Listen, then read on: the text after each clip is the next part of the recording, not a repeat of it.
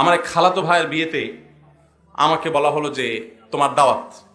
তাই আমি বললাম কি বরযাত্রী হিসাবে না নেকযাত্রী হিসাবে? তো বুঝে নাই তারা। আমি বললাম কি মেয়ের বাড়িতে 200, 500, 150, 50 জন, 500 জন লোক যায় খাবেন চুক্তি করে, এটা ঠিক করছেন? তো হাব্বা বুঝলাম হ্যাঁ সেটাই। তো বললাম আমি বরযাত্রী যাই না, বরযাত্রীতে আমি যাবো না। আমাদের সমাজে কত লজ্জাজনক একটা কালচার এটা। যুবকদেরকে এটার বিরুদ্ধে সংগ্রাম করতে হবে যে আমরা বরযাত্রীর এই প্রথাকে এই দেশ থেকে ধুয়ে মুছে বিদায় করবো ইনশাআল্লাহ। একটা মেয়েকে একজন বাবা একজন মা জন্ম থেকে ছোট থেকে বড় করে করে করে করে তাকে বড় করতে অল্প স্বল্প টাকা খরচ হয়? শুধু টাকা খরচ? রাতকে রাত ঘুম কাটাতে হয়, ঘুম বাদ দিতে হয়। অনেক কষ্ট করে মেয়েটাকে বড় করছে, মেয়েটাকে এডুকেটেড করছে, মেয়েটাকে শিক্ষিত করছে, মেয়েটাকে চিকিৎসা দিয়ে তাকে সুস্থ সবল রাখতে উদ্যোগ নিয়েছে এবং সব ব্যবস্থা করেছে। রেডি হওয়ার পর আপনি এবার রেডিমেড বউটা আস্তে করে বাড়িতে নিয়ে চলে যাচ্ছেন। কি বলেন? উচিত তো হলো শ্বশুর মিয়াকে বলা, আব্বাজি আপনার মেয়ে জন্ম থেকে এই পর্যন্ত ওষুধ খরচ কত খরচ করছেন, স্কুল কলেজে খরচ কত গেছে, তার জামা কাপড় খরচ কত গেছে, সব মিলে একটা আনুমানিক ফিগার এক্সাক্ট বলতে পারবেন না, আমাকে একটু বলেন কত হইতে পারে। কারণ পড়ালেখা করেছেন আপনি, ওইটা সুফল ভোগ করবে এখন স্বামীর ছেলে মেয়ে পড়াবে। সুস্থ সবল রাখার জন্য ট্রিটমেন্ট, খাওয়া দাওয়া সবকিছুর ব্যবস্থা করেছে বাপ মা। আর এখন সুস্থ সবল হয়ে বিয়ের পরে সার্ভিস দিবে কোথায়? তাহলে এখন এই জামাইয়ের তো উচিত শ্বশুরকে বলা, আব্বাজি এই পর্যন্ত যত খরচ হয়েছে একটু বলেন, আমি হিসেব করে এগুলো সব আপনাকে দিতে চাই। আর যদি না দিতে পারি তো ওই যে মুসা আলাইহিস সালাম যেরকম শোয়েব আলাইহিস সালামের বাড়িতে 10 বছর কাজ করে মহরের টাকা পরিশোধ করছেন, এই জামার উচিত 10 বছর না এখন 20 বছর থাকা। কারণ সে যুগে ছেলে মেয়ে মানুষ করতে যত কষ্ট হতো এখন তার চাইতে বেশি। বেহায়া স্বামীটা শ্বশুরের টাকা দেওয়া তো দূরের কথা, উল্টা যায় তার কাছ থেকে যৌতুক আদায় করে। আর এই বরযাত্রার যে যৌতুক, এটাকে মানুষ যৌতুক মনে করে না। এটাকে আমি যৌতুক এই জন্য বলছি যে আমাদের সমাজে সাধারণত বিয়ের অনুষ্ঠানকে কেন্দ্র করে কি হয় আপনারা বলেন? দর কষাকষি হয় না?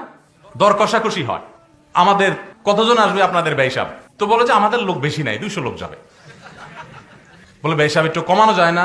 আমাদের তো এত বড় কমিউনিটি সেন্টার নাই, 150 জন করেন না ভাই, তাহলে মাঝামাঝি থাকে 180। ছি ছি ছি, ভিক্ষার থালা নিয়ে রাস্তায় বসেন। খানার যদি এত অভাব হয়, একবেলা খাওয়ানোর যদি এত অভাব হয়, তো ভিক্ষা করেন, এই চাঁদাবাজি করার চাইতে অনেক ভালো। এটা তো চাঁদাবাজি। বিয়ের অনুষ্ঠানে আরেকটা হয় বড় ডাকাতি, সেটা হলো চেয়ার টেবিল নিয়ে খাতা কলম নিয়ে উপহার নেওয়া। আসেনি এলাকাতে? ডাকাত আর এদের সাথে পার্থক্য হলো ডাকাত একটা পিস্তল বা ছুরি নিয়ে ডাকাতি করে, এরা খাতা কলম আর টেবিল চেয়ার নিয়ে ডাকাতি করে। হোটেলে খাইলেও তো মানুষ অনেক হোটেলে খাওয়া দাওয়া শেষে যাওয়ার সময় এবার বলে কত হয়েছে, এত হয়েছে। আর এখানে আগে ঢুকার সময় কি আনছেন দিয়ে তারপর ঢুকেন।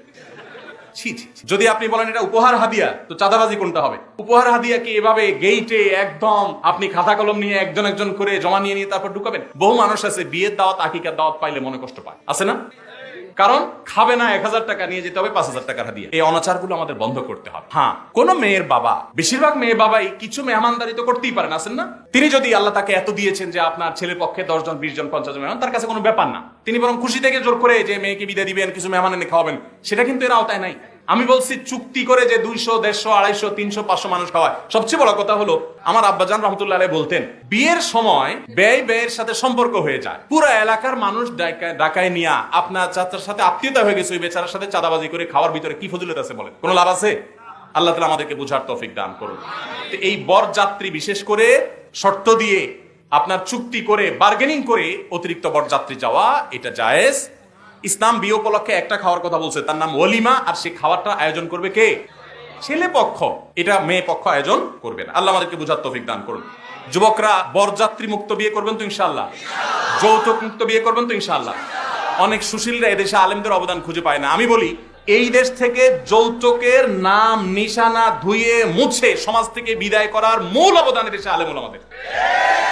যৌতুকের এই বিষাক্ত ছোবল থেকে এই দেশ থেকে মুক্ত করেছে সবচেয়ে বেশি কারা? ওলামায়ে কেরাম।